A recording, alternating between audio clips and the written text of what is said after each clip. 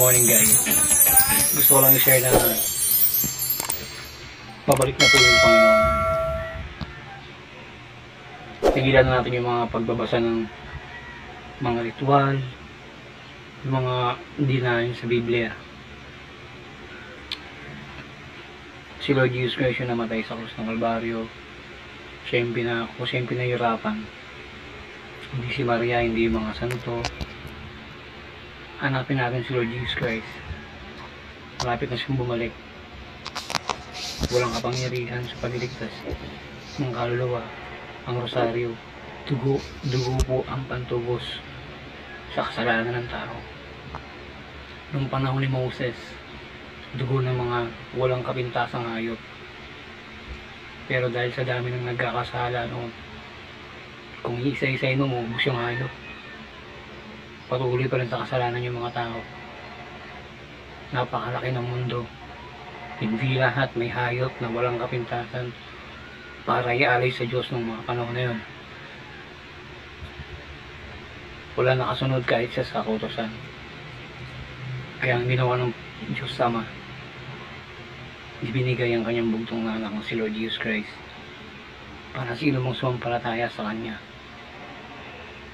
at magsabuhay ng pananampalataya, sumunod, ay magkaroon ng buhay ng walang hanggan. Sa mga nangyayari ngayon, kinakatok tayo ng Diyos. Bakit tayo nananalangin sa mga rebulto? Bakit tayo gumagamit ng mga ritual, rosaryo? Wala yung kinalaman sa kaligtasan ng kasalanan. Hindi yung tatanggapin ng Diyos. Tanging ang pananampalataya lamang at paniniwala sa Panginoong Kristo at sa mga salita niya ang makapagliligtas sa tao, dahil dugo niya ang huling alay na ibinigay sa Diyos para sa ikatutubos ng kasalanan ng tao.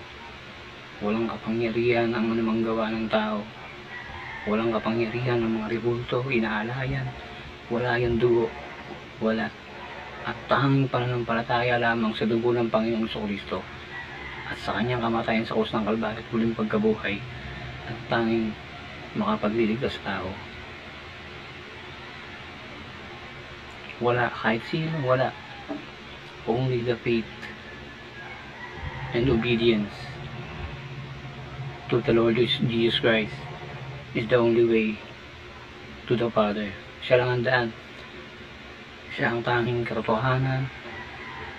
Siya ang buhay na walang hanggan. Siya ang tanging daan. John 14:6. Jesus said, I am the way, the truth, and the life. No one comes to the Father except by me.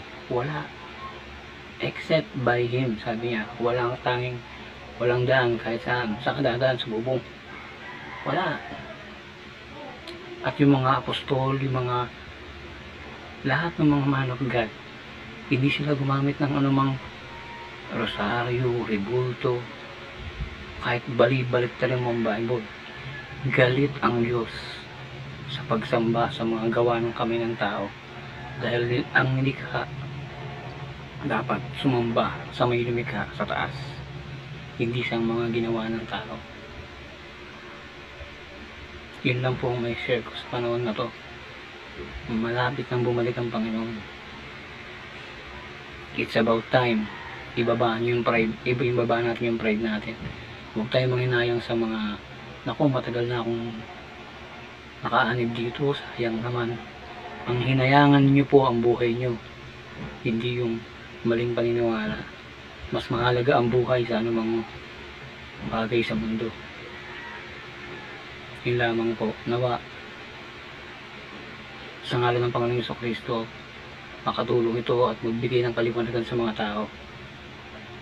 Jesus is the only way. Jesus only can save the life of a man. Yan po tandaan natin.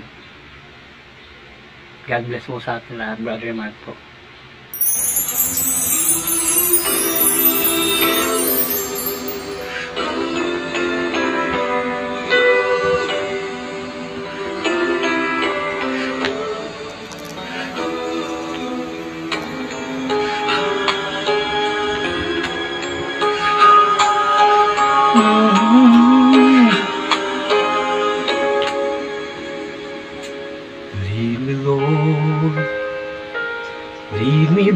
a hand and help me face the rising sun. Comfort me through all the pain the night may bring.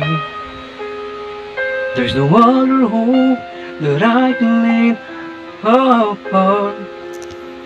Lead me, Lord, lead me all my life. Walk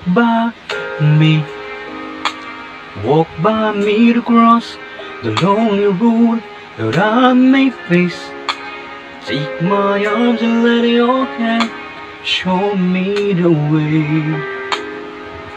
Show the way to lead inside your heart. All my days, all my life. You are my light. You're the lamp upon my feet. All the time, my Lord, I'm needing you there. You are my light. I can't leave alone. Let me stay by your guiding love. Won't you, my life? Lead me, Lord.